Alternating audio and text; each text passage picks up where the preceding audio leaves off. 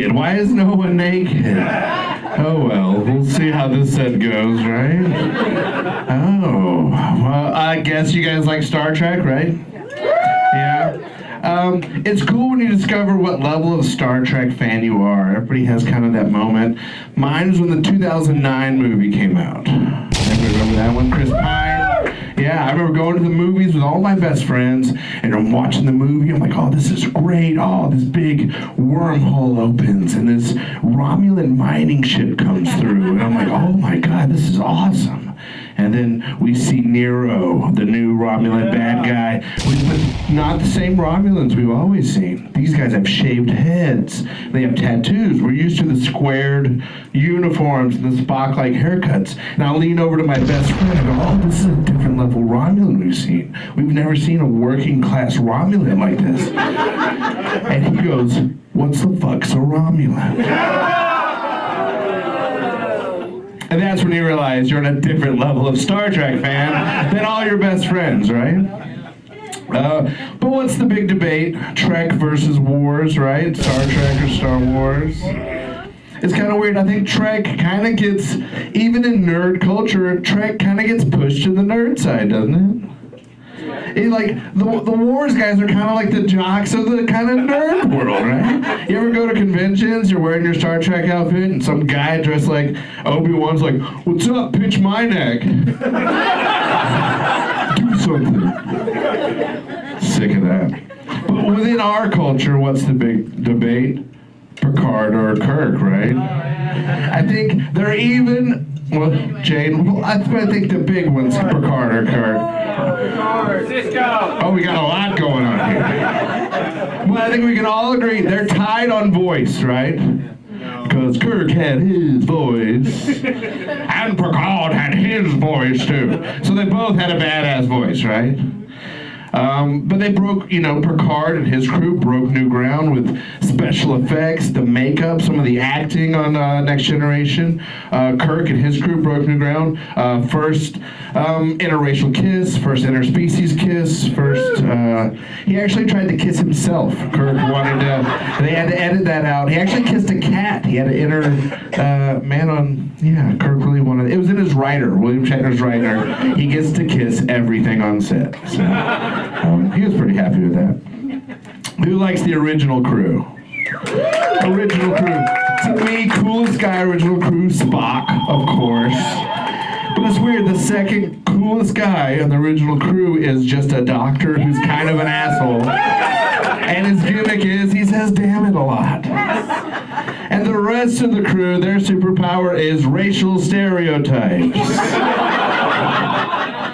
He's from Japan, he's from Russia, and if you can't get it by his voice, Scotty's from Scotland. We got to spoon feed you that one. Now, I grew up with Next Generation a lot. To me, the Next Generation crew, they were like superheroes, weren't they? They were practically the original X-Men. You got Picard's Professor X, Data's Iceman, Geordi Cyclops, Worf's the Beast, Jean Grey is... No one yelled Troy out real loud, Deanna Troy. And if Riker had wings, he'd have been the angel, right? But we all know Riker was no angel, right? The way he always saddled up Riker. Jesus. Do you guys know, I bet you guys know this, Eddie Murphy was almost in Star Trek 4. Yeah. He was going to play a scientist that helped Kirk and the crew. We nearly had a movie end with live long and prosper, motherfuckers. That would have been the best ending of a movie.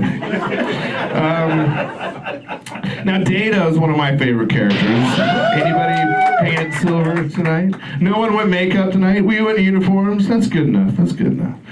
I think Data was weird to show he was an android.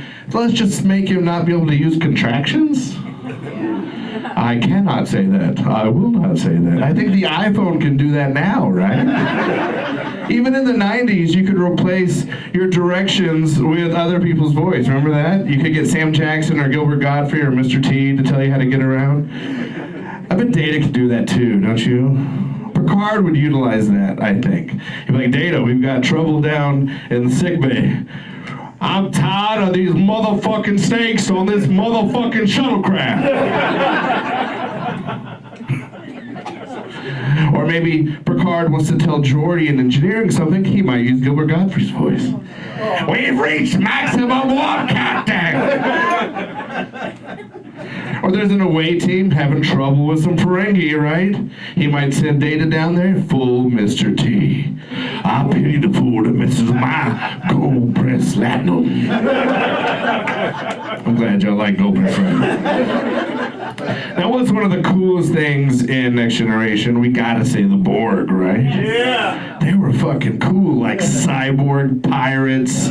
They were badass. But I actually work in the effects industry, and I refuse to believe the square ship was not an accident. I bet someone didn't do their work that night. And they come in, all right, what we got, Johnson? Oh, square? How does it work? It can go any direction? Perfect. Oh, thank God.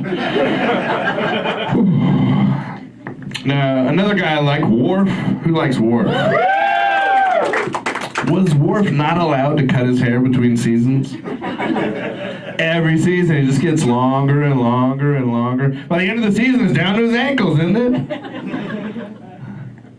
It was fucked up. It's like he kept, what do you do with your spare time, Worf? He straightens that shit. Could you tell? The first time they ran into other Klingons, full afros. Worf straight as fuck.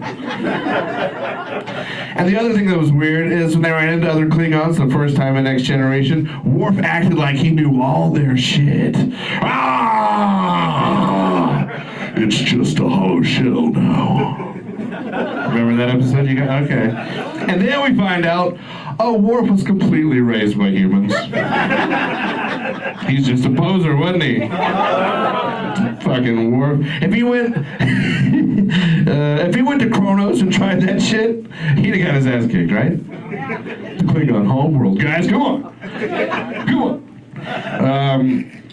Now, I love Star Trek, but I also love Star Wars. Do you guys like Star Wars also? Everyone grows up with kind of their favorite Star Wars character, I think, Boba Fett or Han Solo, but I always had a unique favorite. My favorite was Porkins, the fat X-Wing pilot from A New Hope. Who loves Porkins? God, I've never felt such Porkins love. Now, Porkins was was played by an actor named William Hootkins, who weighed 300 pounds at the filming of A New Hope. And he was a very well-respected English actor. How much respect did he have to name the fat character Porkins? Did George call him into his office? Hey, William, I've got a role for you in my new movie. Oh, all right, George, let's hear it. It's called Admiral Fat Shit. Fuck you, George Lucas. Okay, we'll change it. How about Captain Tubby? No, you know what? You can take a little Space Knight movie and you can shove it up your ass. We'll call the character Porkins, and I'll give you a small role in Raiders of the Lost Ark. Okay, you got a deal.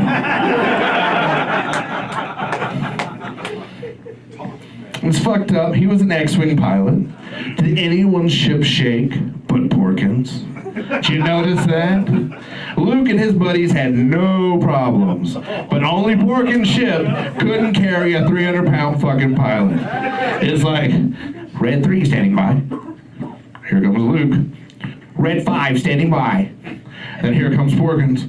Red 6 standing by.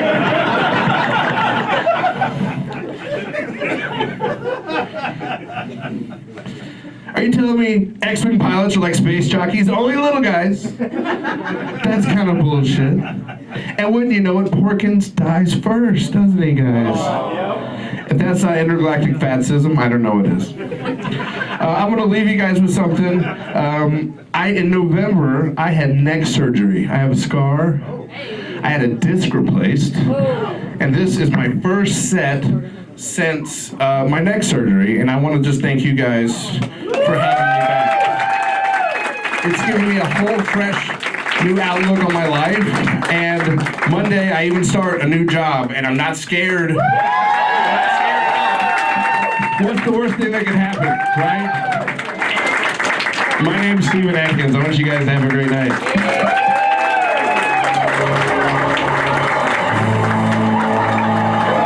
It's okay. Go now.